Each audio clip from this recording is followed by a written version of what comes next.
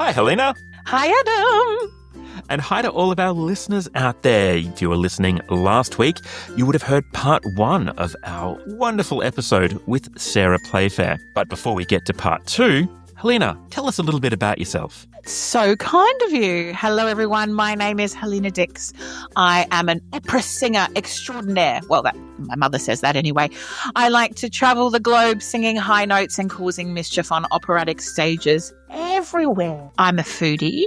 I'm a dog lover. And I enjoy copious amounts of laughter. Oh, we do love laughter. And my name is Adam Miller. I'm a former opera singer turned producer, writer and director. And Helena, you and I have had the great pleasure of working together over the years in all sorts of different capacities. So, as I said before, this is part 2 of our really, really exciting interview with Sarah Playfair.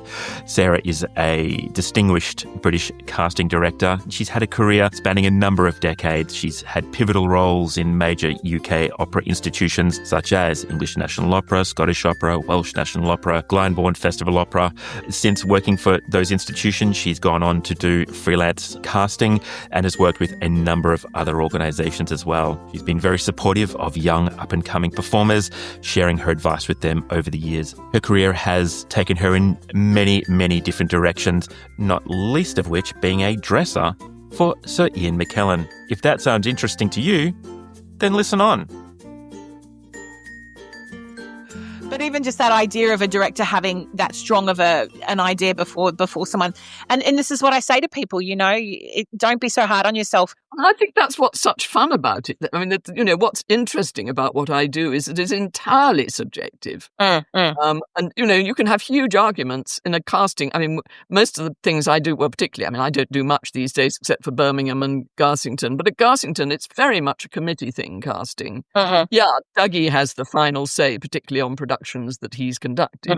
But ultimately, it's a discussion. And we can be completely at odds with each other quite often. And that's good. And we battle it out. Not battle it, we discuss it. It's not a battle. But that's what makes it so interesting. If we all agreed on everything, how boring life would be. Absolutely. And how boring opera would be. And when I say I don't like opera much, that's not true. But I'm not mad about opera in the way I'm mad about theatre. I have done some jobs with theatre, never casting a whole play, but quite a few jobs I've done have been where a theatre company needs a classical singer as part of their casting process. And there are a couple of theatre casting directors I've worked closely with over the years on shows.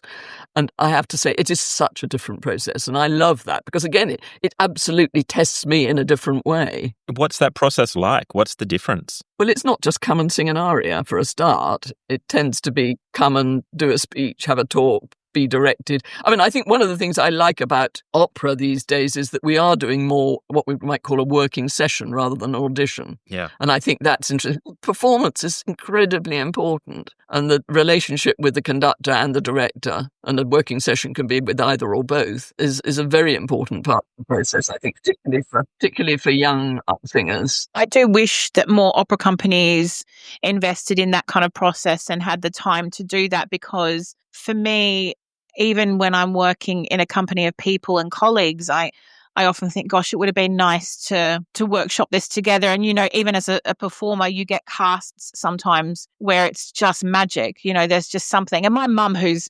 absolutely not into opera at all, sometimes she'll say to me things like, Helena, there's something about that group of people that you're on stage with that is so electric, and I don't know what it is. She said, I don't even like that person's voice, but there's something about the group of you together. And she said, what is it? Is it the fact that you all get along really well? Is it the fact that, and I said, Mum, it's something that you can't put your finger on. Sometimes, as well as individual performances, you get these electric kind of groups and casts or even partnerships on stage or things like that. You often can't describe why. And I think that that's wonderful that you can't describe why. Oh, I agree. It's exactly the same as me not being able to say what I do. it is intangible, and you can't describe it. But aren't we lucky to have something of that? Absolutely. All of us. And I think it's one of the things that I really love about it is that, and when during the rehearsal period of the way things are building and the way casts are gelling, and, even when there are problems, sometimes seeing how those are resolved and getting towards the performance. I mean, I love, I'm an ex-stage manager. 50-something years since I last stage managed, I still miss being there as part of that process. Maybe there's time to go back and do that, Sarah. I don't have the energy. I'm 78 and a half. I'm not going. I mean, it is impressive. Maybe as a last hurrah, you could stage manage one of the shows at Garsington. Well, I tell you what, I did stage manage probably about 10 years ago at Garsington, at Wormsley. It was just a one-off concert performance. It was an Oxford college who were doing a memorial concert for somebody who used to work for Garsington, actually. And Susan Hamilton, who was then, as it were, the Michelle, the Laura, said to me, I can't get anyone to come and stage manage it. Is there any chance you could do it? And I said, of course I will. It's a charity thing. It's for an old friend. Of course I will. I did that day, and it was particularly hard because it was a bunch of people who didn't know the site at all. So there was a boys' choir, there was an orchestra, there was, none of them had been there before. I had a Fitbit in those days. Mm-hmm. At the end of the day, I found that I had walked or run quite a lot of it, 8 miles during the course of that rehearsal and performance. Oh, wow. And I thought, I can't do this anymore. I mean, I can walk 8 miles in London, but Wormsley is tough. No, absolutely. Up and down to the car park, over to the canteen barn, all around the site. I'm trying to find lost children and goodness knows what else. And I thought, no, it's beyond me. But also my experience of stage management was before the days of even walkie-talkies. We didn't have those. Oh, wow. We didn't have anything. It was all physical. So we had, little buttons, green and red buttons, and that was about it. You couldn't talk to anyone. The big question is, would you go back to the days of being a dresser? Because I know that there was a hot minute when you were a dresser. Is that correct? I was a dresser very briefly. I mean, for 3 weeks. I was Ian McKellen's dresser. No way. I love this story. You'll have to share this story because I think this is wonderful. Oh, right. Okay. No, well, I mean, a very long time. In 1971, so long time ago, over 50 years ago, I was on the Arts Council Arts Administration course. And for the second term, the spring term, we did a long secondment to a company, and we could choose the company. I mean, they had to be prepared to take us. And I decided that the best bet was to go with a small company who were more likely to use me than a big company who I would just sit and observe. Yeah. Applied to a company that was called Prospect Theatre Company, who a couple of years before had done a very well received double bill of Edward II and Richard II on tour. And they toured all over the country. And in fact, Richard II and Edward II came into London, I think, 3 times in different theatres, because it was such a success with Ian as both Edward and Richard. Anyway, the year I applied to them, they were doing Hamlet with Ian McKellen. Not the one that he's done more recently at Windsor. I was going to say. which I also saw. Wow. 50 years on. But a restoration comedy that's died a death. I think it was called A Man of Mode or something. I can't remember what it was called even. I can't even remember who it was by. Anyway, I joined them in Aberdeen. I'd never been on tour before. It was a completely new experience for me. And I booked into a kind of digs place that was meant to be, that was basically full of fishermen. I think I was the only theatre person there. And within a day of being there, the wardrobe assistant, who was also Ian's dresser, got appendicitis. Oh. And I was there really theoretically just sort of shadowing the company manager and helping out where I could. And so they said, well, look, we haven't got anybody else. Would you be prepared to step in? So I ended up as wardrobe assistant and Ian McKellen's dresser for 3 weeks in Aberdeen, Edinburgh and Newcastle. I remember very clearly. Wow. And it was such fun. And I was also doing a lot of other people's quick changes on the side of the stage. It was my first time really in a theatre in backstage, and I just completely loved it. And my hands, by the end of it, in those days, you didn't have automatic washing machines. And so between a matinee and an evening, so on 2 days a week, I had to wash the T-shirt for the entire cast and then iron them dry, ready for the evening performance. Oh, my goodness. My hands were completely red raw by the end of it. I bet. But I loved every minute of it. It was great fun. And it was huge fun. And I loved working with Ian, and he was naughty but good fun. It was over Easter. We were in Edinburgh for Easter, and he disappeared after the half. Nobody knew where he was. And he was already in costume, and nobody knew where he was. And I was his dresser, and I was supposed to be keeping an eye on him, and he'd gone. Stage door said he'd gone out. And so, shit, and he arrived back with an armful of daffodils to give to every member of the company. Oh, bless. That's amazing. In time to go on. Luckily, he's not on right at the beginning of Hamlet. Wow, that's so cool. It was a great experience. I was just lucky. I was just always in the right places at the right time. And I think I was also always, throughout my career, early career, well, and later, willing to do anything. And I think that's incredibly important. I went on another secondment to Covent Garden, and I had 2 weeks in the production accounts department. That sounds thrilling. 2 of the most boring weeks I've ever spent in my entire life. Even more boring than when I was a computer programmer, which I was before that. Gosh, yeah. And it was so boring. And I think the only thing I took away from that was that in those days they had a Zeffirelli production of Rigoletto, which depended on a huge number of, I'm not quite sure what we call them these days, small people. And I was tasked to make a sort of data bank of dwarves. I bet you they still have it. Oh my goodness. That was quite interesting. But then I had 1 week left, and I was sent to the press department. Now, the press department in those days was a room probably almost smaller than this room, just looking at the size of it. It was a rather odd, triangular shape. And the press officer was Sheila Porter, who was very famous, very well known and terrifying. And her assistant was Paul Findlay, who went on to become opera director there, head of the opera department years later. And I walked into the room and she said, "Who are you?" So I said, "I'm Sarah." And she said, "What are you doing here?" And I said, "Well, I'm here to learn." And she said, "Well, if you're anything like the last one, you can just go and sit in the auditorium and watch rehearsals." And I said, "Well, watching rehearsals is interesting, but it's not actually what I'm here to do. I'd love to do that in my breaks." And she said, "Well, if you're willing to do anything, like make the tea, lick envelopes, you can sit in that corner." It was a tiny corner, the sort of apex of the triangle. And you could listen to every telephone conversation and sit in on every meeting. Oh, wow. One of the most fascinating weeks I've ever spent. And of course, I licked the envelopes and made the tea. Very happy. Whilst listening to every little... But apparently the previous girl who'd been from my course, who'd been there a few weeks before, had simply said, "Oh, no, I don't do things like that." And so she'd been sent away. Oh, there's a lesson for life right there. Yeah, that mentality, like even when I started my journey covering at the Met, however many years ago that I did that. And what fascinated me in the early days, not so much now, they're a little bit stricter now with their covers, but what fascinated me was that we had the option of whether we wanted to be in the room or not. So we had like things that we would, we had our coachings and rehearsals, and there was a certain point at which the covers were expected to be there. But in the early days of the rehearsal process, when we were paid to be there, they would say to us, "If you want to be there, otherwise just be on standby for the rehearsals." And I remember my first contract was Hernani with Domingo, Francesco Meli, Angela Mead, and all these fantastic people. And I was the only cover in the room Who actually sat through every day. And it was Wow. fascinating. I loved being in the room. I loved chatting with them.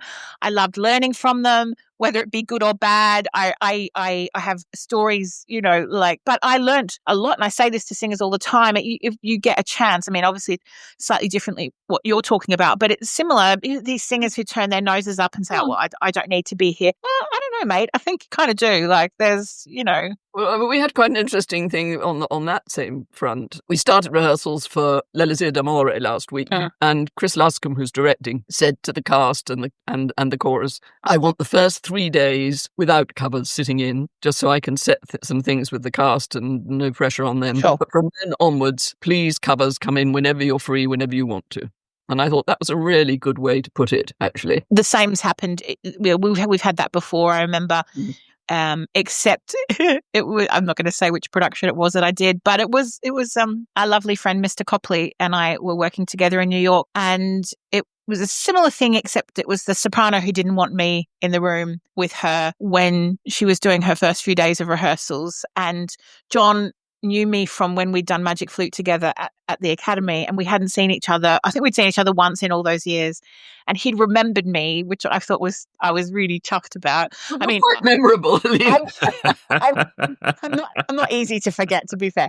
And so she definitely didn't want me in, and then she got ill, and I'll never forget it because it was an opera I'd never done before. It was a huge role, and oh my God, I hadn't sat in for the first week because she didn't want me in there. And then I needed to jump in, and they were doing a run of the first 3 acts. And I was like, So I've worked with various teams that have been supportive and some that have not been so supportive, but this team were phenomenal. And John himself came in first thing the next morning and did a one-on-one session with me, rapid fire of the whole of the first 3 acts. So he said, let's give the cast the morning off. Miss Dix and I will just work together. And he came in with his assistants, and they literally taught me the whole, it was a very old school, beautiful production anyway.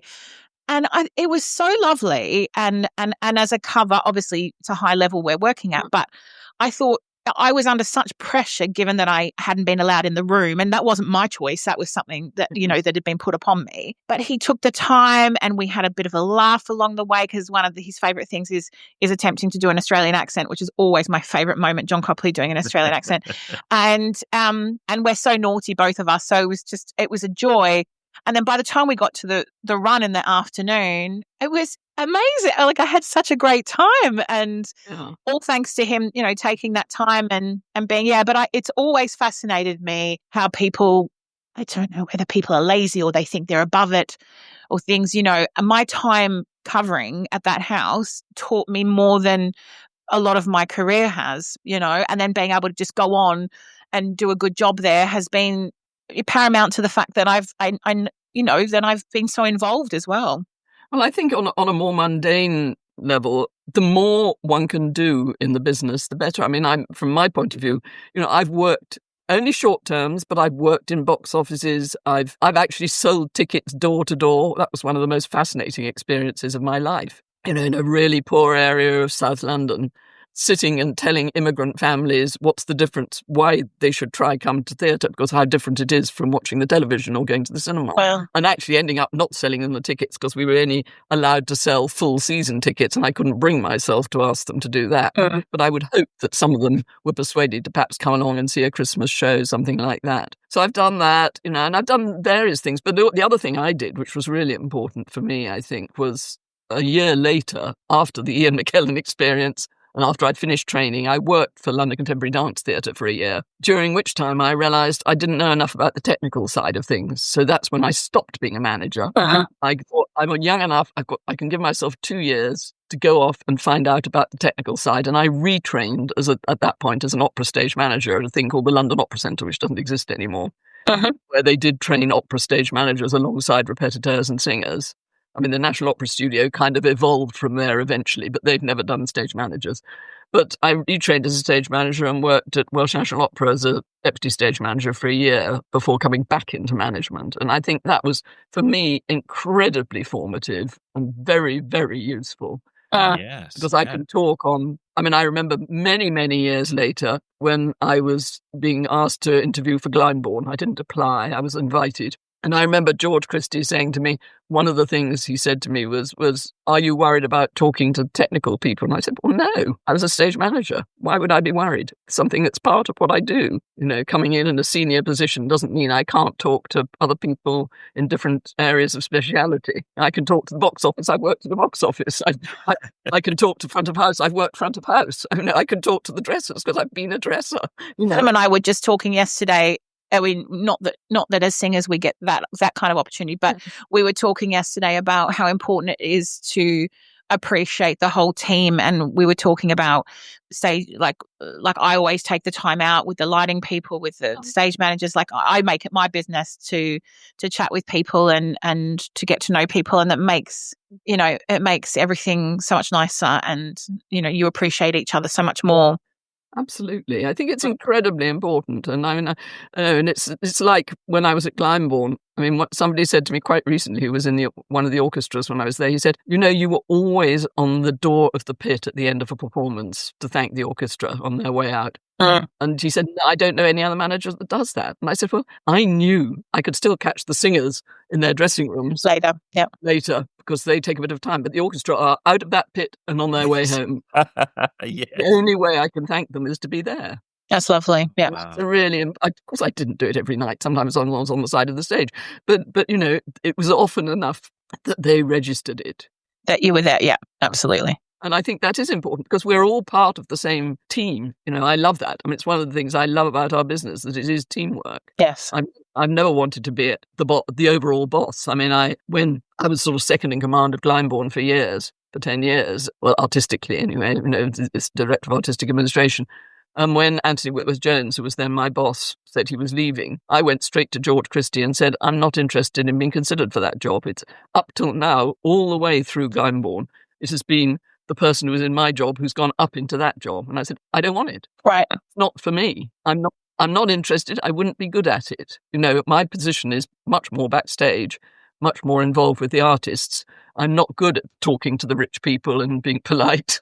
I love it. I mean, I'll have to do that. If somebody, if a sponsor is seriously interested in what I do and wants to hear about it, I'm very happy to be used as a tool to talk to them about what I do. But I'm not going to go up there and be the person who is socializing and asking for the money. It's not. I understand. Yeah, we're not all built like that. I remember even at the Royal Academy, we had a service for Renee Fleming, who was getting honoured with an award, and Cherie Blair was her guest. I'm not entirely sure why, but Cherie Blair was her guest. And Tony Legg, who was our head of opera at the time, got a group of us to sing for the ceremony. And I was asked to do the Madame Butterfly Suzuki duet with the flowers, and they asked me to throw flowers over Renee. And for flowers with it. Sorry, I have a stage management horror moment from that.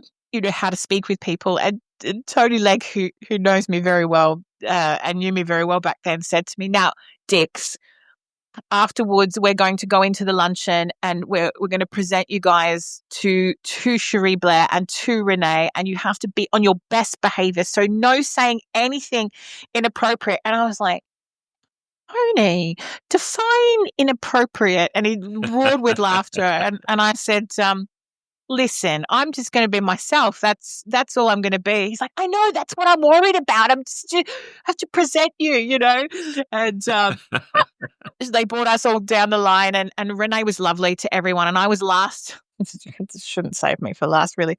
And I was last in the queue. And Renee I don't know why she felt that she should give advice to all the singers, but she did. So she went down. There was several of us that did duets. So there was a group of us that had sung.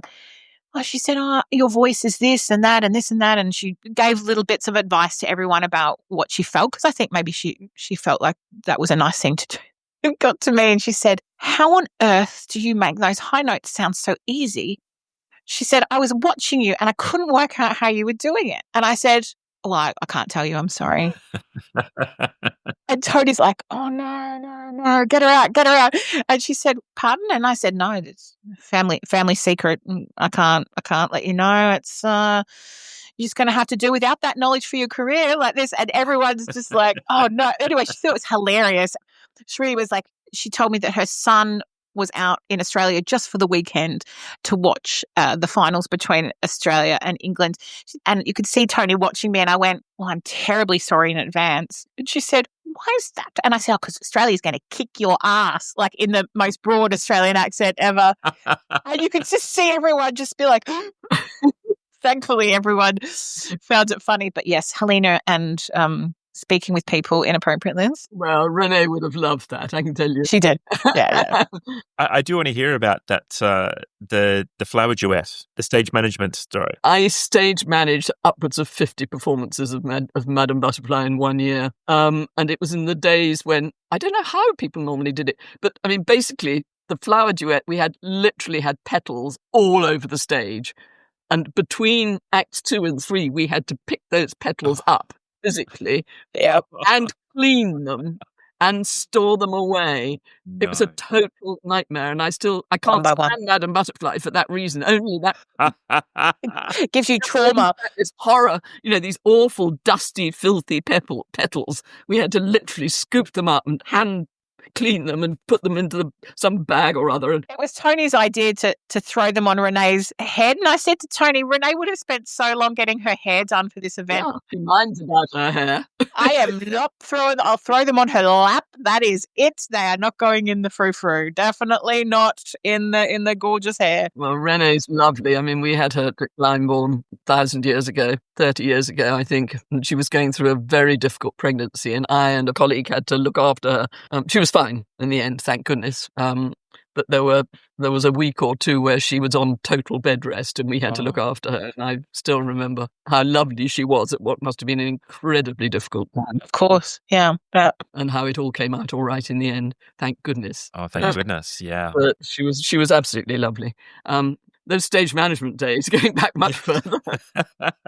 The pedals were just the start of it, I'm imagining.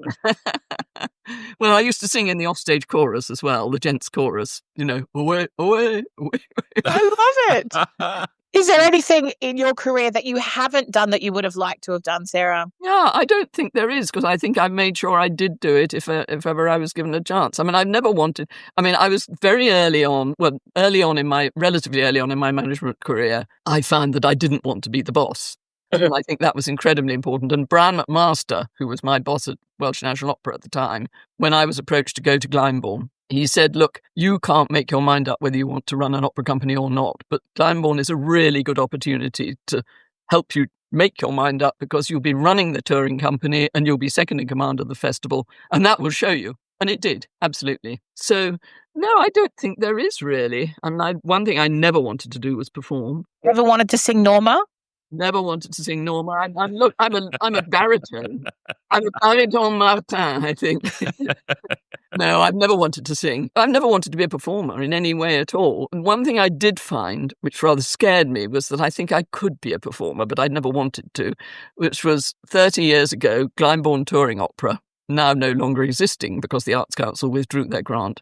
30 years ago, the Arts Council threatened to withdraw their grant, and we had a huge battle. I mean, it was a very, very stupid decision, and as I think the most recent one is, because actually Glyndebourne Touring Opera gives really good value of subsidy per seat compared to the main touring companies, because it's heavily subsidised by the festival. Yeah. Right. And in those days, the subsidy per seat was something like half as much as Welsh National Opera, Opera North, Scottish Opera were getting. And we decided not to ask anybody for money, but that we would ask every member of our audience to write in to the Arts Council, to their MP, or to anyone with influence. And before every single performance on that tour, either I or Ivor Bolton or Aidan Lang, who were my artistic directors at that point, did a curtain speech before the show.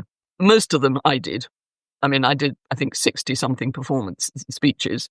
I still remember the first one, which we opened at Sadler's Wells, because it was during the Glyndebourne rebuild. And I still remember the sheer terror of going out there. And I was determined from the beginning never to have notes in my hand. I had a card with some bullet points in my pocket in case I dried, but I wanted to make every speech natural and also specific to the venue or the town or wherever we were. So I went out and I literally shook. And I got a review in the Financial Times. No way! Saying it was a deeply moving speech, in effect. But then, as the tour went on, I got more confident. I also got to recognise the feeling of when the audience were with me and when they weren't. And I also got to learn how to get them on my side. Oh, that's good. By the end of the tour in Southampton, I pity the poor orchestra who had to sit through every one of these long speeches. But also the crew standing on the stage behind me. Suddenly, in Southampton, the Arts Council announced that they were going to do, I can't remember what it was called, but basically they were going to assess us.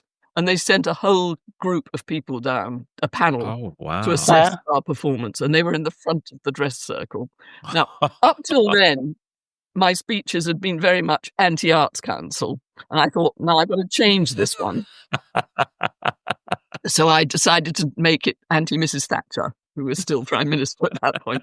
Oh my goodness. And so I laid into the Conservatives as well, and their policies towards the art. And a friend happened that one member of the panel was a friend of mine.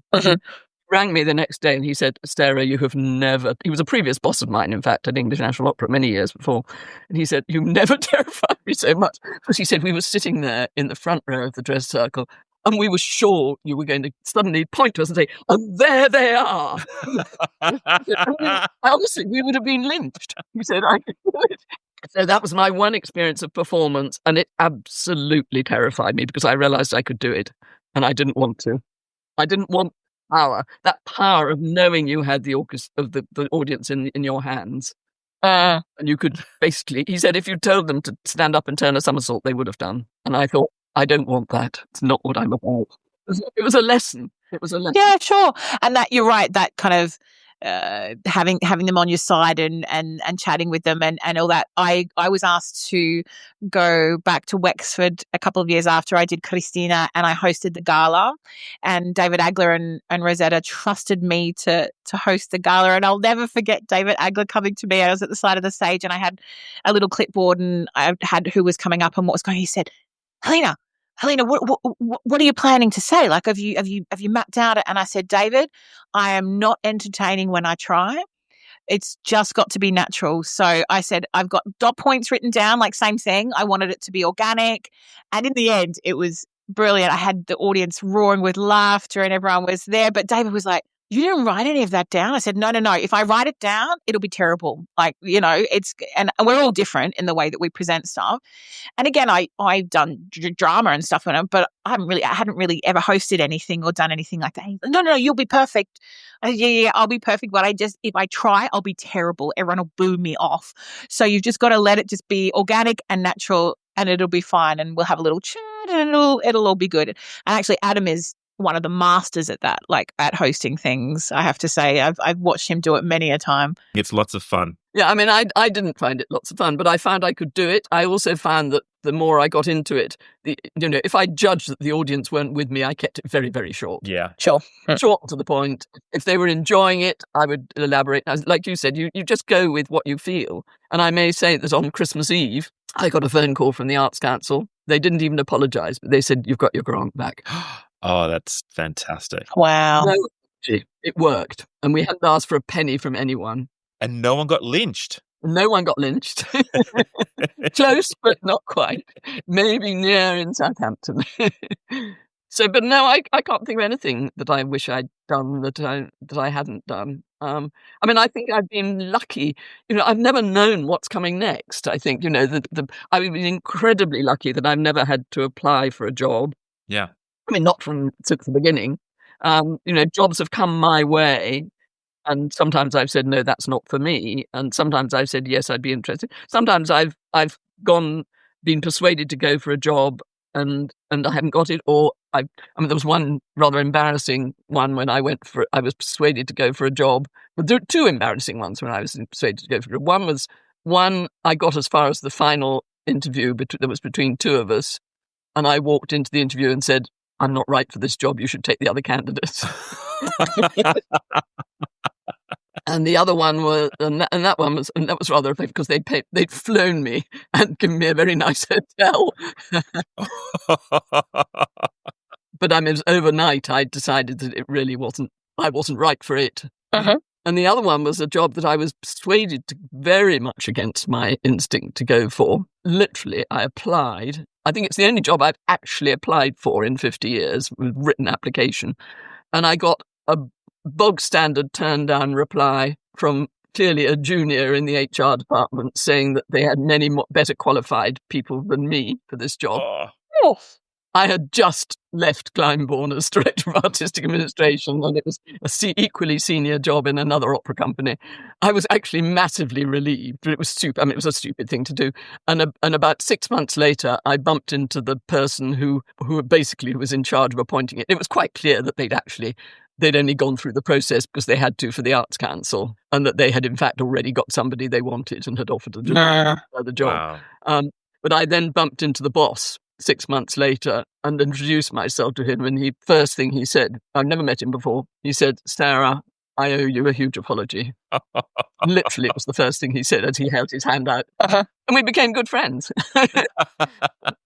And it was clearly just a total set-up job that, poor girl in the HR department had been told to write this standard reply to everyone else who ever applied, because it had already been offered. Gosh. So those are the only 2 jobs I've ever applied for in this business. Otherwise, I've been lucky. I've been in the right place at the right time and doing the job well enough to be considered, I think. And that's not to say I'm brilliant, because there's lots of other brilliant people in the business. But I think we're pretty lucky too. I mean, you have such a great reputation, and you said about being there when the orchestra comes out. It's like, as a singer, everyone knows Sarah Playfair. You're there and you're supportive, and you're, and everyone feels like you've got their back and their best interest at heart. And I think that that's very rare in this industry, Sarah. So, I think that's a really lovely quality that you possess, apart from your obvious ear for talent and things like that. It's not so personal these days. And I think having someone like yourself who's there, and even as a singer, even if you haven't cast the singer in the certain thing, you're always there to offer a support or a chat or something. And I just think that that's such a lovely and wonderful, rare quality to have, especially nowadays. Thank you. I mean, I do think that's one of the things I learned as a stage manager, because I think before stage management, I was much less involved with people. I was less good with people. And I think being a stage manager where you're dealing with artists all the time and enabling, I mean, what we do is enable. You're the people that get up on that stage and expose yourselves. I could never do that. Helena, don't do that. Don't get up on stage and expose yourself. And expose myself on stage? No. But I mean, I think that seeing what people go through to give those performances in those 2 years as a stage manager was probably the best move I ever made, because I think it absolutely taught me. And I think some people come into management without having that kind of background, in the same way as the technical side of it. For me, it was incredibly important to have done all of those things that I've done, even for short periods of time, to have a bit of experience to actually perceive how things work from somebody else's point of view and angle. And that's why I will always support people on, and performers particularly. It's just how you do it. I don't know. I mean, I'm just glad to be one of the people that helps enable that, in the same way I'm not artistic. I mean, no, I'm not a director. I'm not a conductor. I can't play the piano well and more than minimally. And I certainly can't sing more than minimally. But I'm very glad to be the person that helps pull all those things together and enable. I think enabling is what it's about for me. Fascinating. It's well, I'm very lucky. I don't know why I do it, how I fell into it. I mean, I came into opera totally by accident, just because friends said you should start going to opera. And yet here we are. Amazing. Yeah. I think, me of 60 years ago wouldn't have recognised the me of now. Sure. Put it that way. What advice then would you have given to the you of 60 years ago? I think go with your gut. I had to, in some ways I was fortunate. My parents were professional people. My mother was a doctor. My father was a civil servant. Me thinking of going into the theatre absolutely terrified them. They really didn't know. My father worried throughout my career, I think, until I finally got to a senior job in Glyndebourne. He was thrilled that I went to Scottish Opera and as the head of casting and planning. He was even more thrilled when I went to Glyndebourne, because he thought then that's actually, she has made a career of it. But I think up till then, he really didn't feel it. But I had advisors, and I was incredible. I'm going to do a bit of name dropping here. My father had a friend, the sculptor Henry Moore. Wow. Who I'd known as a child. I was at school with his daughter. We went to parties in his studio, childhood parties and things. And my father found himself talking to Henry about me, and Henry said, "Sarah, she's right for the theatre. You should let her go. Don't mess around. Great. What wants to do, she should do it."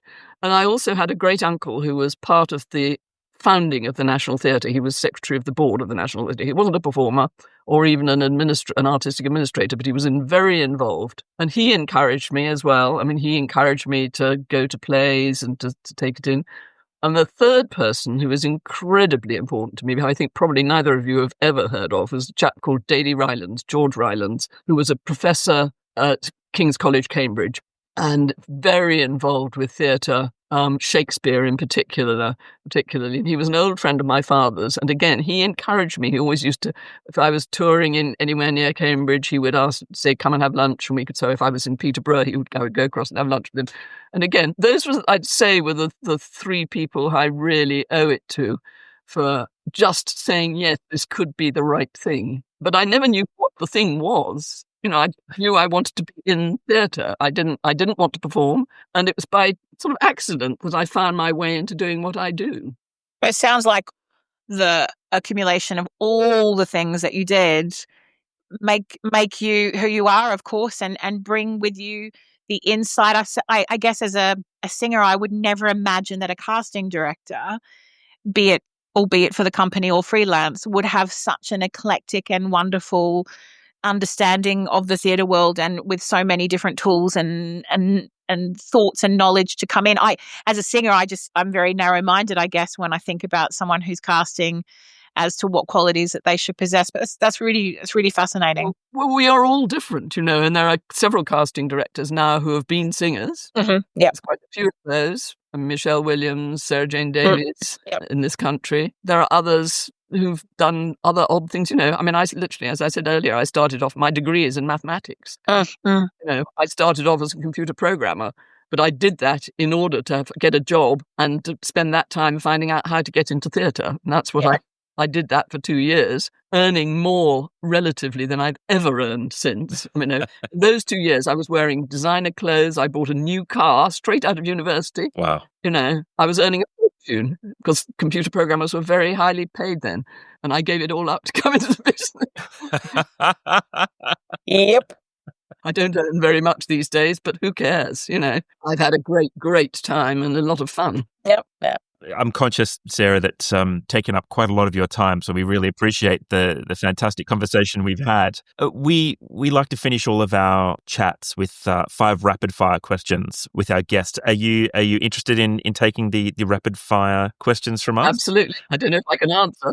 Try. Well, I'll kick us off with our first big question, which is, can you juggle? Mm-hmm. I used to be able to. I doubt I can now because I have a tremor in my left hand. Yeah. We're going to count it. You have been able to in the past. That's impressive. That'll do. Have you ever publicly busked? No. I've done karaoke, but not busking. If you weren't a casting director, what job would you love to have done or to go into? Oh, that's a really difficult one. As I said, I came into this by accident, and I think I ended up in the right place. I think the job that I might well have ended up doing, had I not found my way into theatre, would be in something like the Government Statistics Office. I'm not sure I would have had so much fun. Slight change. The stories would have been slightly different, I think. If you could perform a duet with anyone, living or dead, who would it be? And what might you sing? What do you think you'd like to do? Well, the problem is that I'm a female baritone, certainly. And I certainly don't want to do the Lacme duet. or Offenbach. Is it Lacme or Offenbach? Tales of Hoffmann? No, heavens. Duet. Oh, God. Any genre. It doesn't have to be classical, of course. Oh, well, I don't do anything. I don't do much non-classical. I'm ashamed to say it's a big failing in my. I used to do pop music when I was young. Well, do you have someone that if you did get a chance just to have a fun sing with them, who would you love to sing with? Well, it's a danger, isn't it? Tenors. Oh dear. It'd have to be a baritone. It might be somebody like René Pape, actually, a bass. There you go. Oh, there you go. Oh, actually, no. Of current ones, Brindley Sherritt. Oh, fantastic. There you go. Yeah, fair. Oh, That's fair. For sure, Brindley. Yeah, because he's so lovely and a fantastic voice. And our 5th question, if you had to enter every single room with a personal theme song for the rest of your life, what would you like that theme song to be? Probably The Help by the Beatles. That's great. Oh, I love that. And there is a story to that because I was in Salzburg as a student when that was being filmed. Really? And it's the only time I went to the airport to scream at the Beatles. That's incredible. Oh, wow. Wow. Do you remember the album cover with them all? Yeah. Yes. Yeah. But I think Help going into a theme song is probably. I love it. And I'm not great socially. I'm actually quite a shy person. And I've made myself not be shy, and I think that's one of the things that stage management did for me. I was a very, very shy child. That's really interesting because I never would have thought that about you. But you've got a very calming there's something very lovely about your disposition when you're around, calming and supportive, and that's interesting. Well, that's quite easy to explain that. I mean, the place I feel most at home, apart from in my own home, obviously, is backstage in a theatre. Yeah. On the side of a stage is where I feel at home. A final question, which is quite controversial because in our first podcast, Adam gave me a lot of grief about this. Sarah Playfair, have you ever eaten pizza with a knife and fork? Yes. Do you regularly do that? I don't regularly eat pizza, but actually when I eat pizza, it often is with a knife and fork. Thank you very much. But never with pineapple. Never with pineapple. There we go. Well, who is against that? Well, I said that I eat pizza with a knife and fork, and Adam's never let me live it down. And many of our listeners have also judged you for it. If we're going to be fair on this, Helena, yeah. They have. Well, I've done it both ways. If we're in sharing, if we're in a sharing situation, then probably hands. Oh, dear. Well, look, on that note, Sarah, thank you so much for coming onto the podcast and having a chat with us. This has been just glorious. This has been so enjoyable and so interesting and entertaining. So we really appreciate it. Thank you so much for coming. Thank you both very much. I'm a bit nervous about what's going to come out of it because I think I have been quite indiscreet. So there are plenty of other indiscretions I could have made, but I didn't. You can be guaranteed that I'm far worse than you on a weekly level. So don't worry about that. That's fine. Anyway, very good to see you again, Adam, after all these years. Yes, no, it's been lovely. And lovely to see you, Helena. Lovely to always, Sarah. Thanks a lot. Yeah. Thank you. Take care. Bye. Bye. I'm going to tell you something which is absolutely not for the podcast.